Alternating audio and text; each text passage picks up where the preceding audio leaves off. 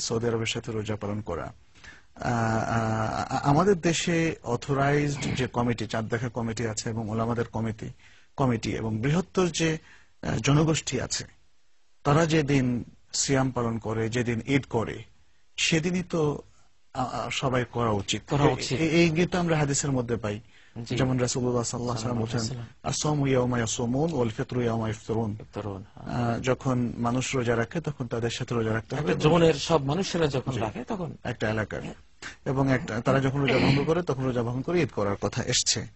তো সুতরাং সেটাকে খেলাফ করে মানে এখানে সমস্ত জনগোষ্ঠীর স্রোতের বিপরীতে সৌদি আরবের সাথে ঈদ করার বিষয়টা, এটাকে আমরা কিভাবে দেখতে পারি?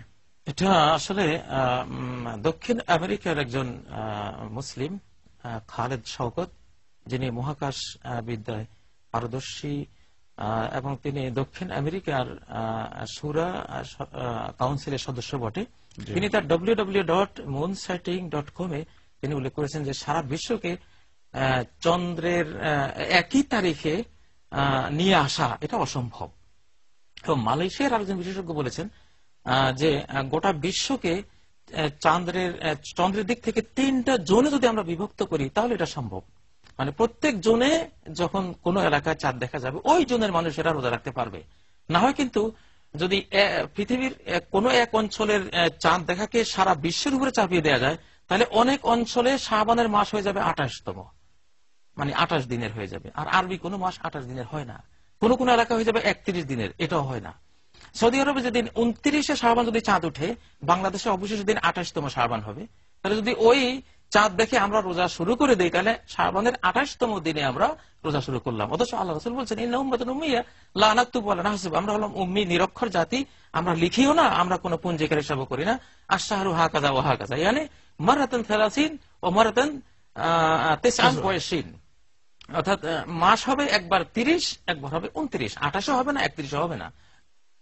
সারা বিশ্বকে চাঁদ দেখার দিক থেকে এক করতে গেলে 28 হয়ে যাবে, 31 হয়ে যাবে। তো তিনি বলেছেন 3টা যে জোন চাঁদ দেখার দৃষ্টিকোণ থেকে করা যায়, সেটা হলো দক্ষিণ আমেরিকার সকল দেশ, উত্তর আমেরিকার সকল দেশ মিলে একটা জোন।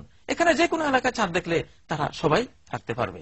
আর হলো বৃহত্তর আফ্রিকা, বৃহত্তর ইউরোপ এবং বৃহত্তর এশিয়ার পশ্চিমাঞ্চলের যত দেশগুলো আছে, মুসলিম বিশ্বের প্রায় সবাই সেই অঞ্চলে পড়ে, শুধু বাংলাদেশ, মালয়েশিয়া, ইন্দোনেশিয়া, এই 3টা দেশ ছাড়া। আর বাকি সব কিন্তু ওই জোনে তারা যদি কোথাও চাঁদ দেখে তারা রোজা রাখতে পারবে।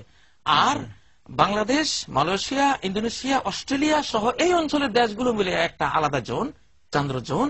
এই জোনে কোথাও চাঁদ দেখা গেলে এটা সম্ভব যে আমরা গোটা জোনের মানুষেরা রাখতে পারবো।